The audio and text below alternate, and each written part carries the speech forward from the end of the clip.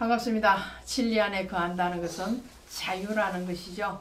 말씀의 자유가 우리가 있기 때문에 이 혼탁한 세상을 살아가면서도 호흡이 있지 않는가 싶습니다.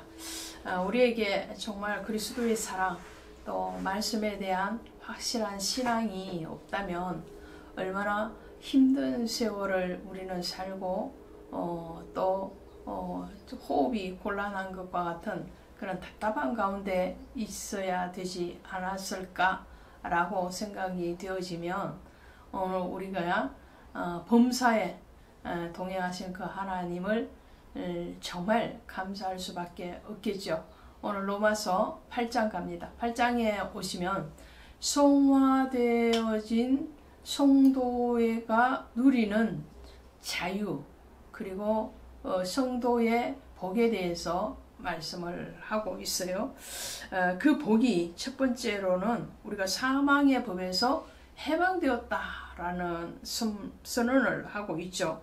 2절에 가시니까 우리에게 정죄함이 없다라고 1절에서 말을 하면서 그리스도 예수 안에 있는 생명의 성령의 법이 죄와 사망의 법에서 너를 해방하였음이니라 그랬어요.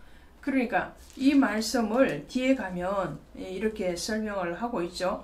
8장 31절부터 가시면 쭉 나오는데요. 우리에게는 이미 하나님의 사랑, 긍휼하심으로 우리를 의롭다 여겨주셨고 그리고 우리를 그 의로운 하나님의 오른손으로 붙드시고 우리를 모든 사망과 또 죄에서부터 구원하셨다라는 것이죠. 그래서 그 말씀에 대해서 이렇게 다시 한번 살펴보시면 이렇게 되는 겁니다. 31절에 보시니까 그런즉 이 일에 대하여 우리가 무슨 말 하리오? 만일 하나님이 우리를 위하시면 누가 우리를 대적하리오? 그랬어요. 하나님이 우리의 방패가 되시는 거예요. 모든 위협과 모든 사망의 권세로부터 또 사단의 세력으로부터 우리를 지켜내신 거예요. 이미 그 지켜내심은 완성이 이루어진 거죠. 그러니까 하나님이 우리 편이 되어주는데 우리의 대장 되시는 예수님이 함께하고 계시는데 누가 우리를 대적할 것이냐 라고 말을 하는 거죠. 그리고 32절에 가시니까 자기 아들을 아끼지 아니하시고 우리 모든 사람을 위하여 내주신 이가 어찌 그 아들과 함께 모든 것을 우리에게 주시지 않겠느냐. 자, 31절에서는 우리를 대적하고 우리를 공격할 자가 없다. 왜? 든든한 대장이신 예수님이 우리의 방패가 되고 계시니까 그 말이고요. 32절에 가시면 아들까지도 내어주신 그 하나님께서 우리에게 못 주실 것이 뭐가 있느냐라는 거예요. 그러니까 너희는 내 안에 거하고 나는 너희 안에 거하거든 무엇이든지 구하라 라고 말씀을 하시는 거잖아요. 그러니까 우리가 구하면 하나님은 주시겠다라는 거예요. 그 구함이 세상적이고 정욕적인 구함을 얘기하는 것이 아니죠. 하나님이 우리 안에 있고 우리가 하나님 안에 있다라는 것은 하나님과 교감하고 교통하는 가운데서 그의 나라와 그의 의를 먼저 구하는 그 구함을 얘기하는 거죠. 그랬을 때에 하나님은 아들까지도 주신 분이 자 부모의 입장, 성부 하나님이시잖아요. 부모의 입장에서 자식을 내어놓는 게 쉽겠습니까? 아니면 자신의 목숨을 내어놓는 것이 쉽겠습니까? 여러분들에게 자녀가 계시다면 자식이 죽을 병이 걸렸을 때에 자식 대신 내가 병들고 싶고 자식이 죽을 상황 가운데 있으면 자식이 살려내는 대신에 부모가 대신 죽고 싶은 것이 그것이 부모의 마음이잖아요. 성부 하나님께서는 그 자신을 내어주셨을 뿐만 아니라 독자 아들 예수를 우리에게 내어주셨다는 거예요. 그런 사랑의 하나님이 어떻게 작은 것에 대해서 아끼시겠느냐라는 거죠. 무엇이든지 다 주시겠다라는 허용의 말씀에 있는 거죠. 그리고 33절에 가시면 누가 너희 하나님께서 택하신 자를 고발하리요 의롭다 하신 일은 하나님이시다 그러죠. 그러니까 하나님 앞에 우리는 이미 의롭다 함을 얻었어요. 칭의라고 그랬죠. 우리의 행위로 의롭다 함을 얻은 것이 아니고요. 하나님의 사랑과 긍휼로 우리를 의롭다 하셨어요.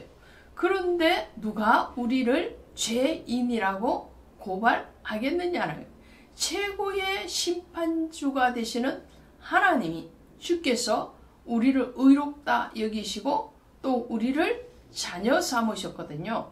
그 자녀 삼으심에 대해서 이렇게 말씀을 하시잖아요. 15절에 가니까 너희는 다시 무수하는 종의 영을 받지 아니하고 양자의 영을 받았으므로 우리가 아빠 아버지라 부르짖느니라 그랬죠. 이미 하나님은 우리의 아버지가 되셨어요. 그래서 우리가 기도할 때 하나님 아버지 이렇게 시작을 하잖아요. 성부 하나님이 되신 그분은 나의 아버지가 되시기 때문에 누가 우리를 정죄하고 고발할 수가 없다라는 거죠. 그 다음에 34절에 보니까 누가 정죄하려 죽으실 뿐 아니라 다시 살아나신 이는 그리스도 예수시니 그는 하나님 우편에 계신 자요 우리를 위하여 간구하시는 자니라 그랬어요.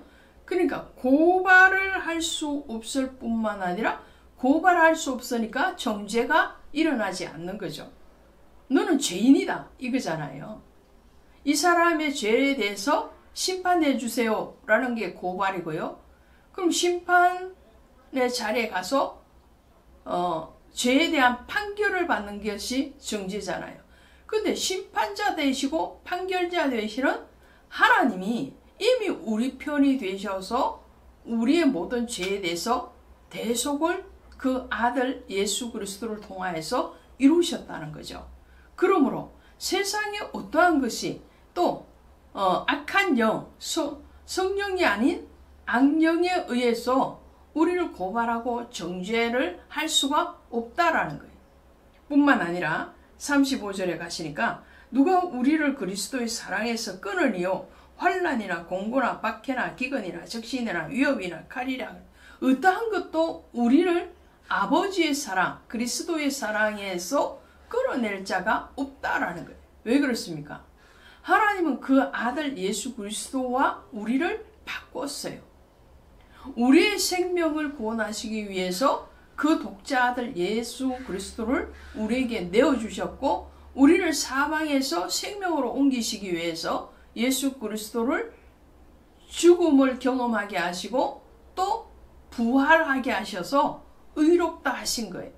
그러므로 우리는 예수와 접붙여져 있고 그리스도의 생명 안에 있기 때문에 세상의 어떠한 현상과 어떠한 사건이 어떠한 일들이 우리를 그리스도의 사랑에서 끌어낼 자가 없다라는 거예요. 예수님께서는 자기의 사람들을 사랑할 때에 끝까지 사랑하셨다고 요한복음 13장 1절에서 말씀을 하고 있죠. 그 사랑이 여러분을 향한 사랑이요. 그 사랑이 지금 여러분과 함께하고 계십니다. 그것이 하나님 앞에 은혜 받고 구원받은 자의 복입니다. 고맙습니다.